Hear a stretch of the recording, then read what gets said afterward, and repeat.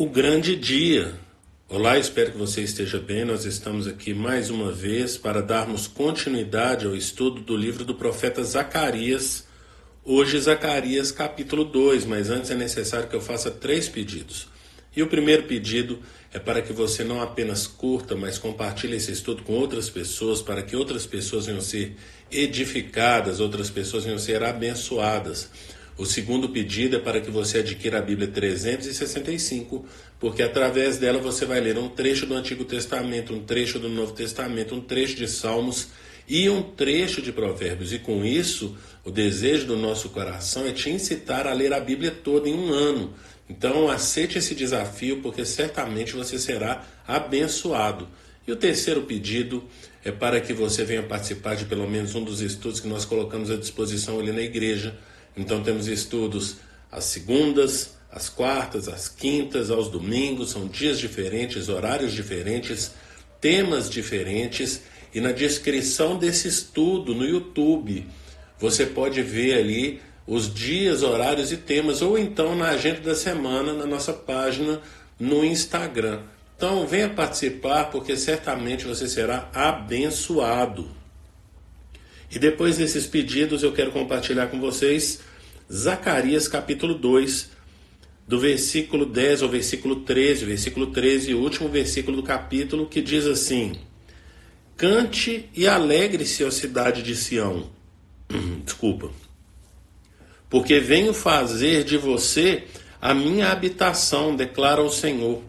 Muitas nações se unirão ao Senhor naquele dia e se tornarão meu povo. Então você será a minha habitação e reconhecerá que o Senhor dos exércitos me enviou a você. O Senhor herdará Judá como sua propriedade na terra santa e escolherá de novo Jerusalém. Aquietem-se todos perante o Senhor, porque ele se levantou da sua santa habitação. Nós percebemos aqui, então, nessa visão, e como nós sempre pedimos, é importante que você leia todo o capítulo para que você venha entender a mensagem e por que pensamos esse pequeno pedaço, aqui, esse pequeno trecho do capítulo para podermos trazer aí uma reflexão, um estudo a partir dele. Portanto, eu pretendo lembrar aqui que nessa visão aparece um anjo. Você vai perceber que no capítulo 1, o profeta tem uma visão a respeito dos cavalos, então são visões dos cavalos. Depois, ainda no capítulo 1, tem os 4 chifres e os 4 artesãos,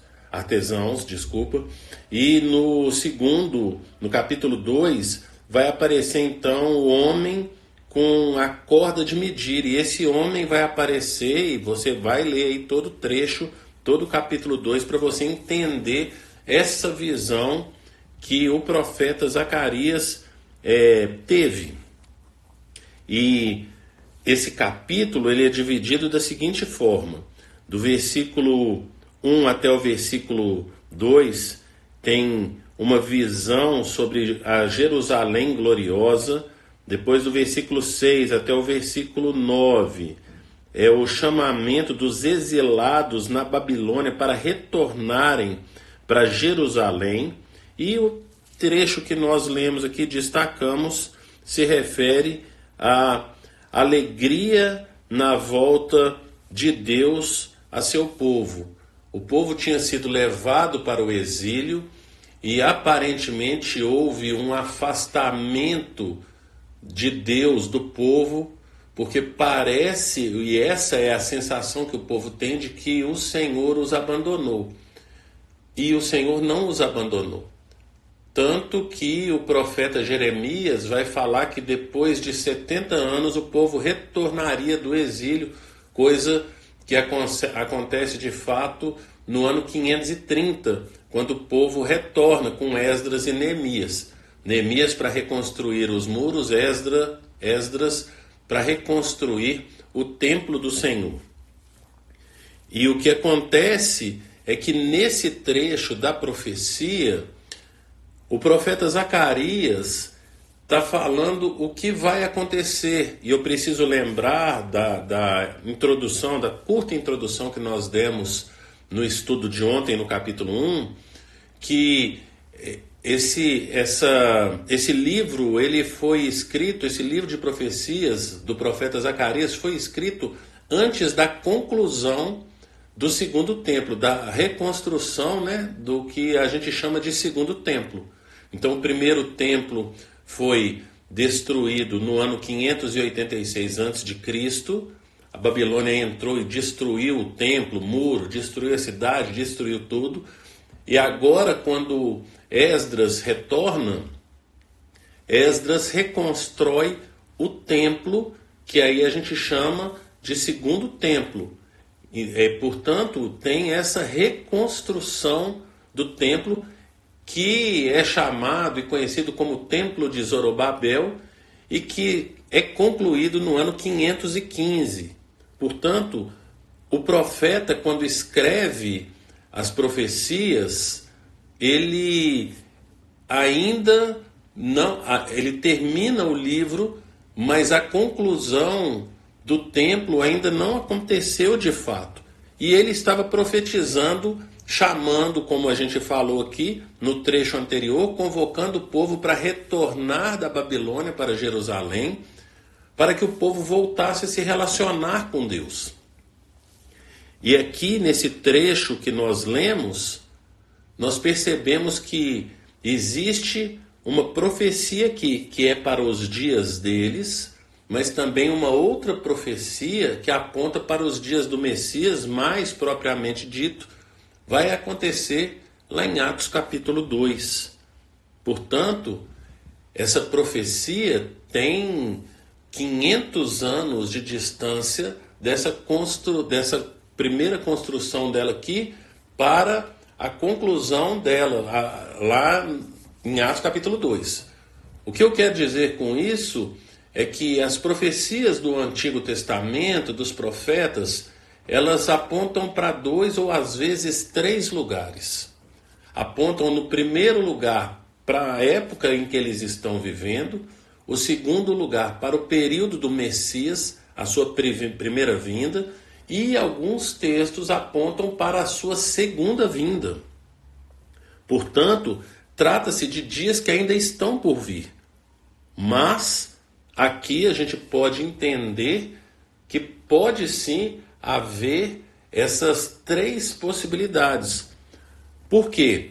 Quando nós lemos aqui a respeito da alegria, versículo 10, vai falar: cante, alegre-se, ó cidade de Sião, porque venho fazer de você a minha habitação, declara o Senhor, no versículo 10, o Senhor Jesus está falando que ele virá para fazer dali a sua habitação. Nós precisamos entender que uma coisa é Jerusalém física e a outra coisa é a Jerusalém celestial, que são 2 coisas distintas. Portanto, essa profecia serve tanto para uma quanto para a outra. A Jerusalém física é essa dos dias então do profeta, quando o Senhor vem restaurar a comunidade de Israel, a comunidade de Judá, a tribo de Judá, ali na terra, nesse retorno do exílio. Mas também o Senhor virá para Jerusalém, e você vai perceber que Jesus sempre vai pregar, ele não prega nas cidades que não pertencem a Judá, a tribo de Judá. Portanto, ele fica em Jerusalém e seus arredores. Ele passa por Samaria, mas ele não prega em Samaria. Quando o Senhor Jesus encontra com a mulher lá no poço, a mulher vai pregar para os habitantes, e os habitantes vêm atrás de Jesus para vê-lo pregar, mas ele não prega em Samaria, ele prega em Jerusalém.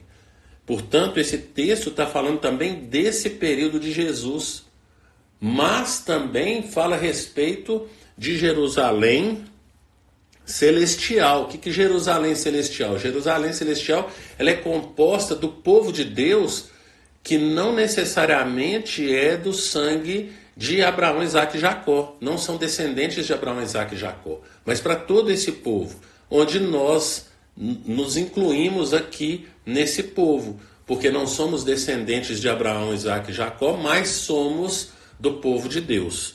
Portanto, é esse período onde que vai se espalhar todo o evangelho no mundo, onde nos alcançou. Versículo 11 vai falar que muitas nações se unirão ao Senhor naquele dia e se tornarão o seu povo. Então você será a minha habitação e reconhecerá que o Senhor dos exércitos me enviou a você. Jesus está falando a respeito da época então que ele veio para o mundo primeira vez.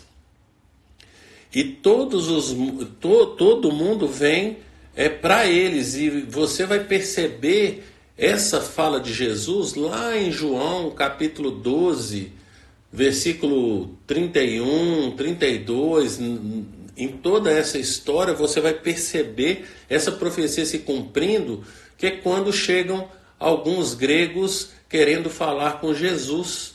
Então eles vão até Filipe, e Filipe vai até Jesus, falando com Jesus que tinham gregos querendo vê-los. Isso se cumpre naqueles dias. Mas também vai se cumprir em Atos capítulo 2, que eu vou falar daqui a pouquinho. Versículo 12 fala que o Senhor herdará Judá como sua propriedade na Terra Santa e escolherá de novo Jerusalém. O Senhor vai restaurar Jerusalém. E isso é para os dias do profeta Zacarias, que o Senhor realmente restaurou a cidade, restaurou o templo, restaurou as festas, restaurou o relacionamento do povo com Deus, com a lei, todas essas práticas judaicas descritas ali no Pentateuco, eles voltaram a fazer na época então da reconstrução, após a reconstrução do segundo templo, como eu falei aqui, ano 515. E no versículo 13 vai falar: quietem-se todos perante o Senhor, porque ele se levantou da sua santa habitação. O Senhor se levantou da sua santa habitação, veio para esse mundo. No período de Jesus, está falando de Jesus saindo, né, do relacionamento que ele tinha com o Pai, onde ele e o Pai eram um, e ele deixa então, se esvaziou, como o apóstolo Paulo vai falar, ele se esvaziou da sua glória e tomou então a forma de homem e veio para cumprir o propósito do Pai.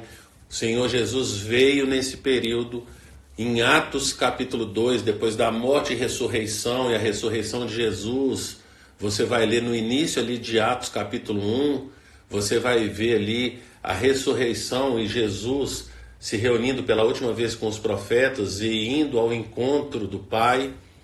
E no capítulo 2, Pedro, quando os apóstolos se reuniram e ficaram cheios do Espírito Santo e falaram em outras línguas, e ali no caso eram outros idiomas, as pessoas entendiam no seu próprio idioma, pessoas de todos os lugares. Quando você abre ali em Atos capítulo 2, você vai ver o tanto de lugar que as pessoas vinham, da onde que elas vinham, e elas entendiam a pregação no seu próprio idioma.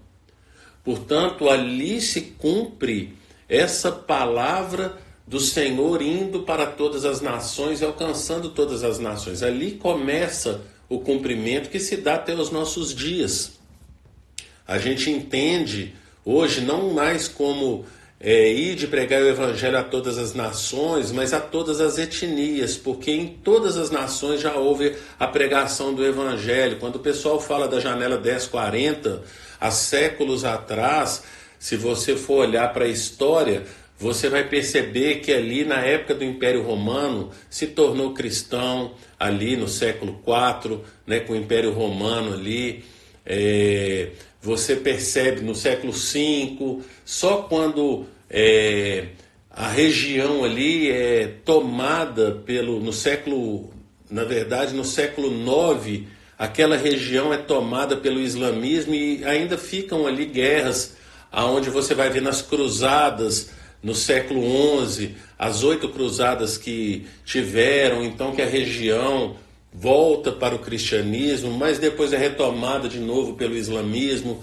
Então essa região toda ali um dia já foi cristã, assim como a Europa toda um dia já foi cristã e hoje vive um período de apostasia. Portanto, a gente entende que são etnias. Os estudiosos atualmente entendem que todas as nações significam todas as etnias. Quantas etnias existem lá na selva amazônica? Não é verdade? Existem tantas tribos e cada uma das tribos precisam ser alcançadas. E assim também acontece na África, na África Central, ali, na África Oriental.